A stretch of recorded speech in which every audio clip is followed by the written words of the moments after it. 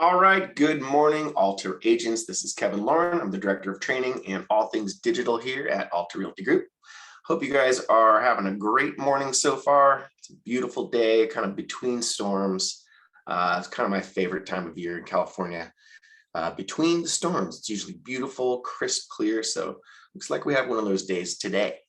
So today we're going to be doing our 2022 business plan workshop and review. So this time of year is a really good time of year. A lot of times business is slowing down a tiny bit, and it's just a really good time to reflect back what we did in the previous year, what worked for us in 2021 and what we think we can build on. It's a great time to, if you don't have a business plan for your real estate business, it's a great time to create one. If you do have a business plan, it's a great time to reevaluate it and, do some metric, analytics, and also find out, what do you think that you want to do in the coming year, and you want to kind of reevaluate your goals. So this will be a great training for us. Before we get into today's topic, I'm going to bring Bill Seitz on the line. Good morning, Bill. How are you doing today? I am doing great, Kevin. How are you? Fantastic. All right. Very good. All right. And I will bring Cameron Alley on the line as well. We're always doing good though, right, Bill? What the heck? Hey, you know what? I enjoyed the rain yesterday, to be honest. It's something different. Oh, definitely, huh? Yeah, it rained like cats and dogs here, which was awesome. And in the Central Coast, we already had, a nice little base of green grass. And so we didn't have real bad flooding, which was good. So all those things are positive. All right, perfect. And let me bring Cameron on the line. Good morning, Cameron. How are you doing today? Good morning, everybody. Happy Wednesday. Happy Wednesday. Here we are again. Oh yeah. And today will be the last of our Wednesday webinars for the year. We're going to take 2 weeks off. We're going to be returning January 5th for our kickoff 2022 webinar kickoff. So that'll be a good event for everybody to join us on. So again, that'll be January 5th. And also we have a few, as usual, we have a few new agents with us. So want to reach out and say good morning to a few of our new agents. We have Surmaria, I hope I'm pronouncing that right, Surmaria, as well as Pooja and Paula. And so welcome to the team, guys. It's great to have you on the Wednesday webinar today. So without further ado, Cameron, what the heck's going on out there in mortgage land and finances? Do you happen to have our weekly wins, Kevin? You know what? I will pull those up. Okay, but anyway, so I'll go over what I was going to talk about first. So since you guys are kind of talking about your 2022 goals, I kind of wanted to center this around kind of some ways in 2022 that you can take advantage, little helpful tips on the mortgage side that can help you grow your business and be more successful. Obviously, by making sure you know what's going on with everything in mortgage land. So. Obviously, one of the top things that you should be doing is cross-qualifying your clients, especially people that are maybe right on the edge of qualifying. And I've had a lot of people the last month reaching out for this, and it's really been helpful for a lot of those realtors just to have another set of eyes, someone that's really going to look at the details of the transaction to make sure that it's actually going to work. Especially so if you're listing a property before accepting an offer you aren't sure about, or maybe you have a lot of similar offers that kind of look the same as far as like debt to income or anything, we can quickly do a cross qual for you and make sure that you aren't accepting something that will fall out of escrow. So maybe we'll see something that you don't. I just had, I think the other day, I can't remember exactly who it was, but someone reached out to me and had me take a look at this offer, and the county limits weren't, this lender basically wrote up a pre-approval that wouldn't even work with the county limits, and they would have gotten a jumbo loan, and it wouldn't have worked. So instead of accepting that offer, they knew that, and they could take a different offer and wouldn't end up, getting hurt on that end. So a lot of banks write up pre-approvals and they don't necessarily look at all the info. They don't cross their T's and dot their I's. So make sure, if you guys need help on that or you're not sure about something, reach out so that we can help you. And also communicating with your LO to ensure the path to getting your buyers closed. So the LO should be communicating with you, the realtor, just as much as the buyer. I think literally my touch points are the same with the buyer as they are with you guys. Every step of the process, you should know what's going on. So make sure that you're working with someone that communicates well enough to avoid any problems in underwriting, or make sure up front that those loan officers are expected to communicate with you, and this will help your fallout as well as ensure you provide a great experience to all parties. And that will obviously lead to more referrals from listing agents who maybe list another property and they were so impressed with you before that they want to get one of your buyers into their other home. So that's super important. Communication, everyone knows that, it's pretty obvious, but there's still a lot of improving that we could do with that and make sure that everybody knows what's going on. So one of the ways that really helps is making sure when you're opening escrow to include all parties. Make sure title, escrow, the loan officer, if the loan officer has an assistant, something like that, make sure that they're CC'd on that email so that you have a thread that every single person's on that you can keep talking on. And basically make sure everyone's on the same page. And then also too, when you are opening escrow, that loan officer, if they're not ordering title fees, wiring, prelim, closing protection letter on that initial email, then you're already losing days of time. So basically, you can't even really, I'm not sure if everybody knows this, but you can't disclose a loan without the correct title and escrow fees. So that fee sheet is needed immediately to avoid tolerances and things like that, which might be kind of a foreign language to you guys, but basically the quicker you get that, the better. And the basically, if you are asking for those items immediately, then you're going to close a heck of a lot faster. So that's one thing that I like to do is immediately when they open escrow, I'm replying, asking for everything that we need. And a lot of times if the listing agent or if the escrow company on the top of it, they already have it. So, why would you not request something that's already ready? And then another thing I wanted to talk about is VA loans. I think VA loans on purchases is going to make a huge comeback with rates increasing, because I know a lot of people have kind of wanted to stay away from VAs in this aggressive market because typically they take a little bit longer to close. But with rates being lower on VA loans and there not being any down payment requirement, they're great loans in a market where rates go up a little bit. So one helpful tip on these is that make sure that if you're the listing agent, you're ordering that pest inspection immediately, that termite inspection, because that's required on all VA loans. And if you need a fumigation or you need repairs done to some of the wood, that can be one of the things that can really hold up VA loan.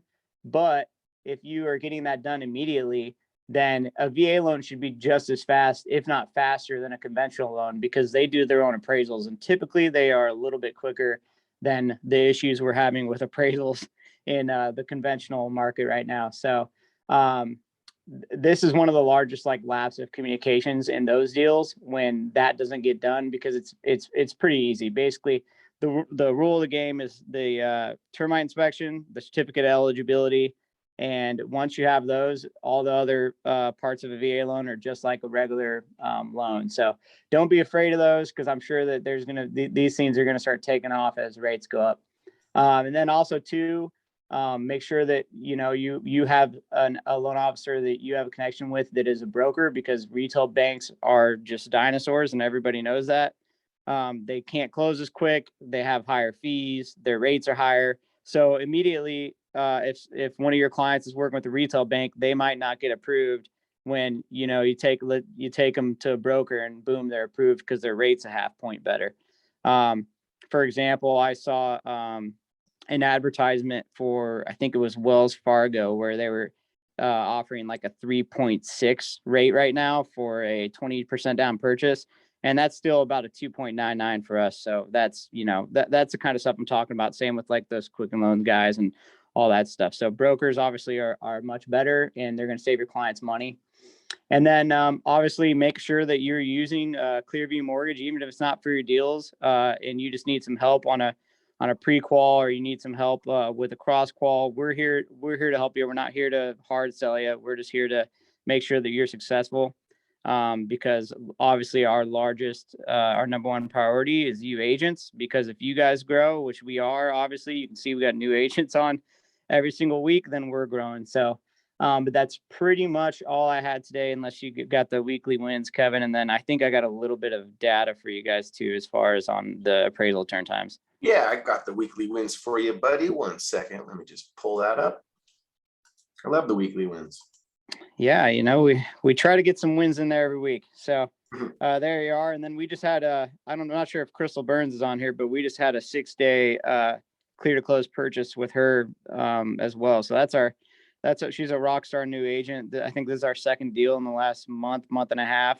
So 6-day clear close with an appraisal. That's pretty good. And then we got all these two, obviously those 1-day approvals, those quick closings. So, we just like to show you guys that every week to see that we're staying consistent. And then did you get the data on the appraisals, Kevin? The data on the appraisals, I'm not sure if I did.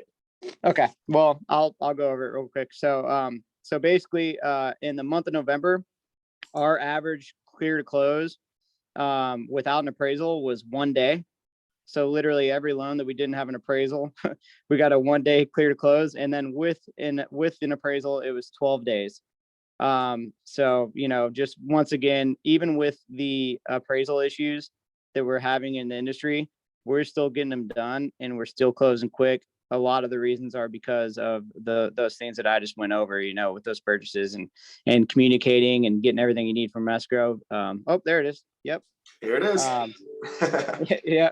So, if you look on that, I mean, that's, it kind of speaks for itself. But basically what that's saying is if we don't need an appraisal and we're closing loans in 1 day, and that's, multiple loans, that's saying that we have everything we need from the get-go and that we're prepared to help you guys out. So, but I don't want to take too much more of your time, guys. So I appreciate every week you guys listening. And as always, if you need any help or have any questions at all, make sure to reach out to us and we'll be here to help you.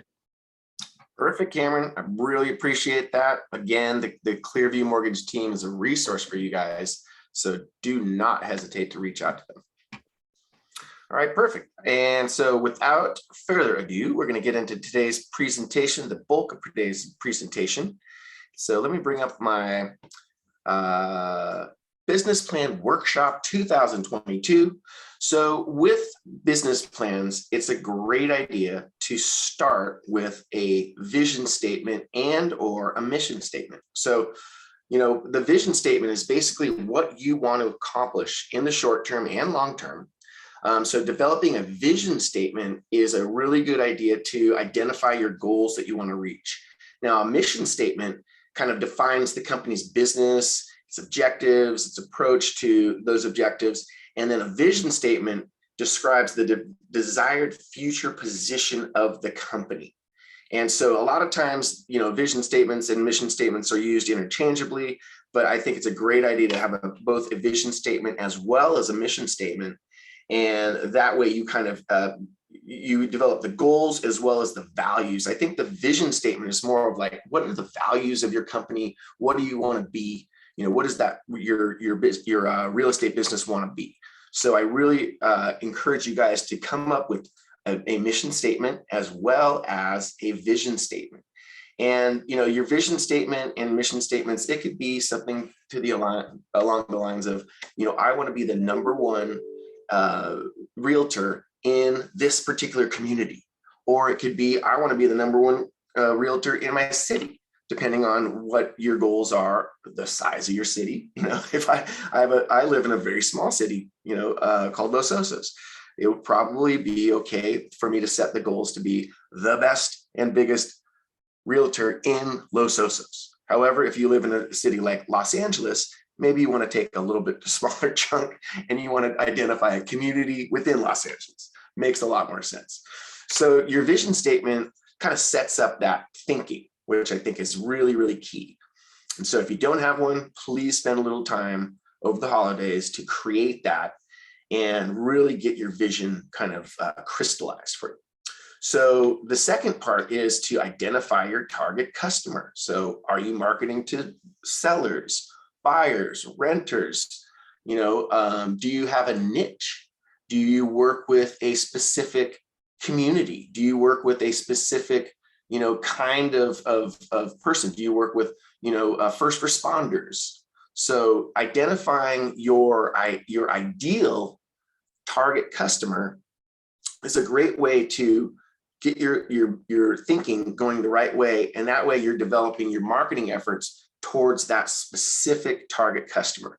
Obviously, you're going to take a customer that's outside of that. But for marketing, we got to be laser focused, and we got to be, targeting one specific thing, and whether it's a group of people or a target area. So identifying your target customer is absolutely key. So if anybody has any questions today, of course, we do have a chat feature, so don't hesitate to throw your questions in the chat. So the next part is to develop your goals. And that's kind of the next step after developing your target market and your vision statement and your mission statement. So the goals are specifically what you want to do. And so a lot of you on the line know about our ARG Blueprint for Success. Where that starts is in the same area, and we work it backwards. It's like, okay, my goals this year are to make $100,000 in commissions. Okay, how are we going to get there? How many leads do we need? How many people do we have to talk to? How many people do we need in our sphere of influence? How are we going to meet those goals? And we're going to get to that monetary amount, right? So setting goals and marketing initiatives is really, really important in order to attain those goals. So setting your specific goals is a really, really important thing to keep in mind. If you just want to be like, oh, I just want to make some money this year, that's okay, but you're really not focusing on where you're trying to get. And so on a monthly basis, on a weekly basis, you're not going to know if you're off or on your target. If you're just kind of like, oh, I guess I'm just doing business. So creating those specific goals are really key to getting to attaining those goals. If you don't know what the goal is, how do you know if you've attained it? So really important for us to determine that before we start the year. Another important thing is to determine your unique selling proposition. This might be the most important, because your unique selling proposition is basically why someone would use you versus someone else. So what do you offer that others can't? What do you do that's better than others, right? How does your new unique approach or personality create value for prospects? What are the latest pricing, selling, buying trends in your market? Our recruiter, Tim Mano, is always pounding on this. Spend time going down to the city planning office, go down to, the Chamber of Commerce, talk to the people there, figure out what's going on. What are there new developments? Are there new plans? Is there, something coming up down the line? The way that you position yourself as a market expert is key. And that does help you develop your unique selling proposition. So why would somebody use you? Because you have the information, you have the knowledge about your area. You have the knowledge about selling to, veterans. Whatever your unique selling proposition is, the thing that sets you aside. Are you a really outgoing person? Are you, in front of everybody? Do you always, you go to church every week, and do you hang out afterwards and just kind of chat and just, shoot the breeze with the people there? What do you do that sets you apart? And so those are the things, and identifying that and then, extrapolating from there really helps you to develop yourself as a professional in your area. And we always recommend that you are the expert in your area. You're not just playing. You're not just, pretending to be the expert. You are the expert. You know the stuff. You get up every morning and you study, what's available. Your market. And so we have a lot of agents on this call that do that kind of stuff religiously. And that's, a testament to their success. So number 5 on our list is determine tools and budget for each strategy. Okay, so I can't stress how important this is to, at the beginning of the year, say, all right, I'm going to set aside, $3,000 for this type of marketing. I'm going to set aside $1,000 for this other kind of marketing. And setting the budget for each of these little strategies and for each of the pieces of your marketing mix is absolutely paramount, because you need to decide that in the beginning of the year, and you need to stick to it. So we don't want to do any of this flash in the pan stuff where you just, I tried a mailer once and I didn't get any calls, so I'm just not going to do it again. Mailers and really all of these different marketing techniques, they require repetition. There's no substitute for that. So, determining a goal and a budget for each of these strategies, very, very important. And then we just got to stick to it. And then again, we measure the performance, after that 6 months or after the year, we go back. How many, phone calls did we make? How many leads did we get? How many people did we get in touch with, based on those things that we spent. And as a lot of us know, things have changed. So, things that worked like Facebook marketing used to be really easy. Now it's really saturated. It's a lot more difficult. They've changed their algorithms to show, your ads in way different ways than they used to. So maybe it's time to, look at different options and to change up what we did last year, right? So, and, this is always, none of this stuff is set in stone. It's always a dynamic environment. So, we really have to continue to evaluate these things. So this is one of my favorite glaring statistics here. Just let this sink in right here. So we know from the CAR and our data that 78% of all real estate transactions come through repeat and referral business. Just let that sink in. Now let this sink in. 76% of home sellers abandon their previous agent and work with someone else. And that's the agent's fault. So I want everybody to really take these numbers to heart, because it is 100% your fault if your client that you sold something to, I wouldn't say 100% your fault, but it could be a major, at least mostly your fault if that person who you sold a home to goes with a different agent. Because what should you be doing after you sell someone a home? You should be contacting them at least once a quarter. How is everything? We have agents that once a quarter send past clients a gift. How's that for marketing dollars? Instead of spending all this money on leads and trying to, chase the dragon all over the place, how about spending money on the people that you already did business with? That's a guaranteed way to get referrals, stay top of mind, make sure that they know you're there. You're not going anywhere. You're still doing business. That's the people that those are the realtors that get the repeat business. Those are the realtors that get the referral. You ask for it, on a quarterly basis. Hey, just making sure everything's good. How's that specific thing that was going on in your house that we were dealing with when we sold it to you? Oh, that's all wrapped up. Great. By the way, I'm always here. Don't hesitate to refer my business or refer my services to anybody that you know. Saying those words are so powerful. So those are, the things that I want everybody to take to heart into 2022, and to really, treat your past clients like gold. Give them the 5-star, give them the 7-star service in a 3-star industry, right? So most people will say that, yeah, my realtor sold me something and they never contact me after that. And that's really, really sad, because you're leaving money on the table. Those people should be your clients for life.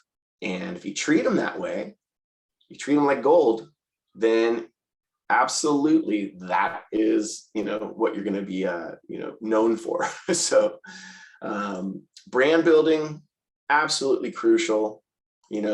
Brand building in 2022, it's always been important, but brand building is definitely going to continue to be important going into 2022.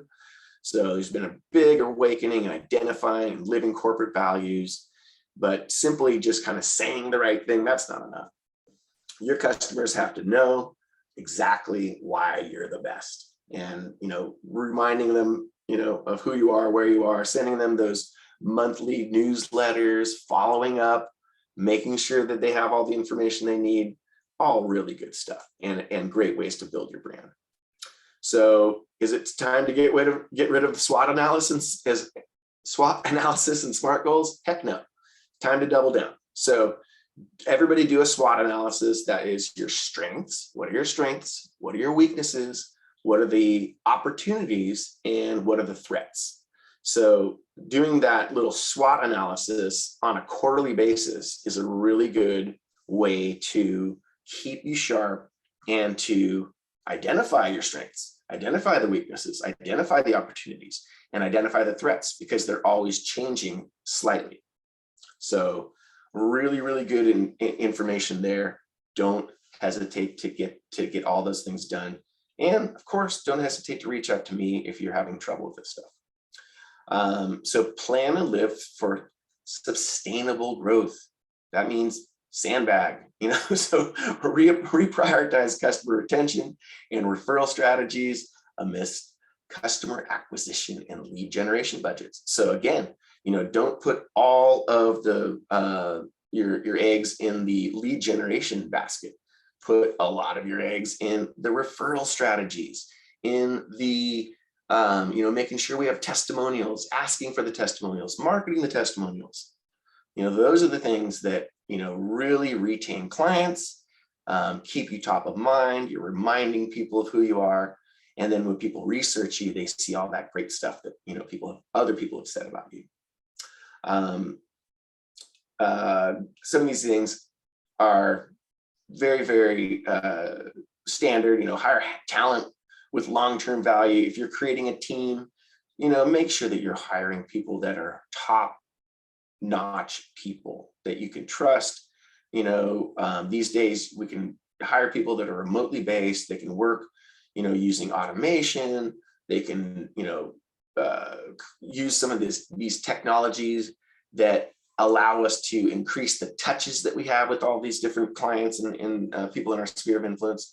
So make sure that when you are hiring, make sure you hire the best of the best, because that will reflect on who you are. Mental health and wellness for yourself and your team is critical, for sure. So at the end of the day, we're all humans. We need to, like to do what we're doing, be in a good environment. So if you do have a team, always build positivity and encourage creativity, and make sure that everybody is actually healthy and happy. So if you have people that are constantly depressed, and so you want to be able to help those people out and say, hey, how can we make this a little bit better? So mental health and wellness for yourself and your team, very critical, of course. So our strategy, I'm going to get into just a really good overall strategy for 2022. And this is nothing new. This is something that we've been preaching for years. So this is what we do with that content that I'm always giving you guys on a monthly basis. So step one, you take that content, and I normally get it out to you guys on the first or the second or the third of the month. Publish that information. It's always really good, useful information. You're going to publish that to either your blog and or your monthly newsletter, and I recommend doing both. And making sure that stuff gets pushed out to social media and to everybody in your network. So now you have this piece that has become a reason for you to call and reach out to your network and to talk to people that you just sold property to. Hey, did you see this, this great newsletter that I just sent you regarding X? It's literally a reason to make a phone call or a reason to send out a text message, a direct text, or a lot of people even, make sure that they're connecting with their clients on Facebook and they do a direct Facebook message to that person. So it's literally a reason to say hello to everybody. So that's step 2, you send it out to everybody. A lot of agents then share a 1-minute video on social media, and you can even send it, through your mail programs. And you give a little brief synopsis of what that content piece is about. So great idea after that. So share that on social media. Why the heck not? Then personal outreach, contact them individually, say hello. And maybe you're not going to contact every single person on your list. Maybe you break it up into groups. And so, you don't have to make that individual phone call to everybody on your list every month. Maybe you do 10% of your list, maybe you do a quarter of your list, whatever it works, whatever the frequency works for you, that's the way that you want to do it. So again, a lot of different ways to reach out once you've posted that information. If you're comfortable using Facebook Messenger, use Facebook Messenger. If you're more comfortable sending a text, send a text. If you like making phone calls, pick up the phone. So those touches are what are so important of keeping us top of mind throughout the process. So people don't really care about realtors until they need one. And the person they call 9 times out of 10 is the one that's top of mind. They continue to see your posts. They continue to see your newsletters. They continue to see your postcards. Those are the people that pick up the phone when there's a life change or when something happens where they now need a realtor. So these things are just, they're inherent in human nature. So we have to just kind of play the card of the squeaky wheel, the omnipresent, realtor. All those things is what get us business. So that's the bulk of our presentation today. Bill, are you still with us, buddy? Do you have any insight for us? Yeah, I just it's a lot of good stuff there. A couple of things. As far as being a referral agent, I think referrals are obviously our best source of new transactions or new clients, because they usually are very inexpensive or free, in the sense that it's generally coming from somebody who had a good experience with you. And as an agent or a loan officer, doesn't matter which one, anybody in the service industry, you have to ask yourself, are you what's the word I'm looking for? Are you an agent or somebody that's enjoyable to work with? Or are you the one that's kind of grumpy and just kind of doesn't, just doesn't have a real good, aura about yourself, and your good energy? Like I feel that, a lot of times we don't really put out the right energy with certain people, which ultimately is going to return in good energy coming back to you as far as referrals. And if you're an enjoyable agent, you treat other agents with respect, you're helpful, you're friendly, whether it's the escrow officer, could be the home inspector, could be the title rep.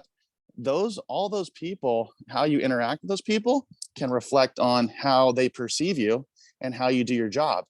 And if you do a good job and you're an enjoyable agent, and you're going to just naturally get referrals, because people are like, hey, I really like Kevin. Kevin, he's always friendly. He's always got good energy. He's always upbeat. He's not grumpy and miserable. And he goes to the inspection. He's just like, he doesn't want to be there. Sometimes you have to, you know what I mean? But you have to ask yourself, are you enjoyable to work with? Yeah. And I know that I just want to work with like-minded people, good energy people. And, I get a lot of my referrals from doing my best that I can for these people and showing that I care, right? If we don't show that we care, we're not going to get referrals either. It's not just a paycheck. You really have to show interest and show that you care about your clients and the people that you work with. And then lastly, I don't know if you touched on this because I had to hop off really quick and hop back on, but getting involved in a group. If you're not involved in some sort of community group, activity, sport, whether you like to jog with people or ride bikes or go to your church group, school functions with your kids, coach sports teams, whatever it is, so important to get involved with some sort of group outside of maybe your professional people, because the more people that know what you do, more people that enjoy your company, enjoy what you do. Once again, you're an enjoyable person. You have things to offer. People are naturally going to want to use your services. So for me in my life, I've coached all my kids' sports teams. I picked up business that way. I'm also the head judge for professional surfing for the World Surf League. Been doing that for over 15 years. Gotten a ton of business through my network through surfing as a sport and activity and pastime. Yeah. And so, and that's ongoing and that's always evolving. And so that's an industry that I'm very connected with at this point in my life, and know tons of people. And I have done countless deals through those types of people. So I encourage you, if you're not involved in something like that, or could be whatever your interests are, you're kind of missing an opportunity. A massive opportunity. And so, if you don't have some kind of, major hobby or something like that, charities are a perfect way to get involved with your community. So over the weekend, Alta Realty Group and Clearview Mortgage, we sponsored the Bash Cancer Fest here on the Central Coast. And, we donated our time all day. We, donated some money, donated our time. We were there from 8 in the morning till 8 at night. I wasn't handing out business cards, but I was talking to people, and everybody understands this is the third year that we've done this. And this is something that just, me, my wife, and one of my good pals, we just created it out of thin air.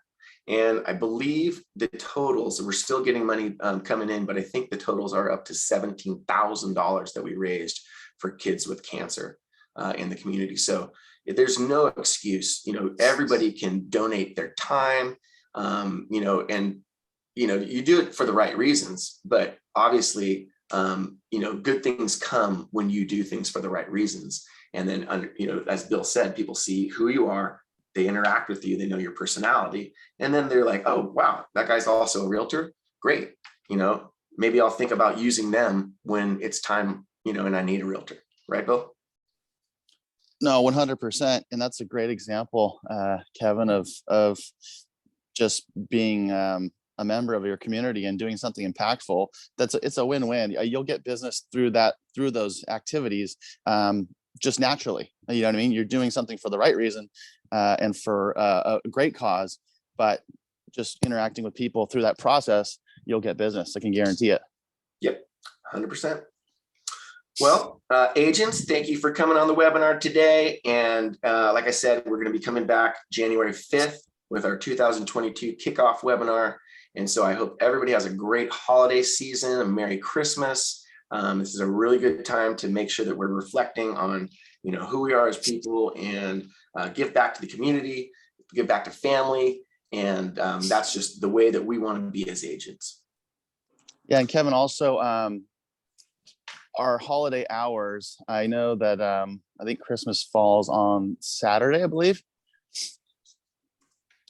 I think you're right. Verify that for me. I can verify that. Hold on. So we won't be open or do business hours for the 24th. Obviously, the 31st would be the following Friday. So the 31st and the 24th will be a holiday for the company. So just keep that in mind. Most people aren't doing real estate on those days anyways. And take a day off, guys. Take a couple days off. if you need to reach out to any one of us at the organization, please do so on the 23rd or sooner. And we obviously thank everybody for their hard work this year. It's been a great year of growth and a great year of ARG and Alta and Clearview. We've just had an outstanding year. So we can't thank you guys enough for being a part of our team, part of our family, we kind of treat this as a family company, even as we're growing. We'll always keep that philosophy. And so we wish you guys a Merry Christmas, Happy Holidays, whatever we're celebrating, and a Happy New Year. Absolutely. Thanks so much, guys. Get out there, make it a great week, and we will see you guys next year on the webinar. Bye-bye.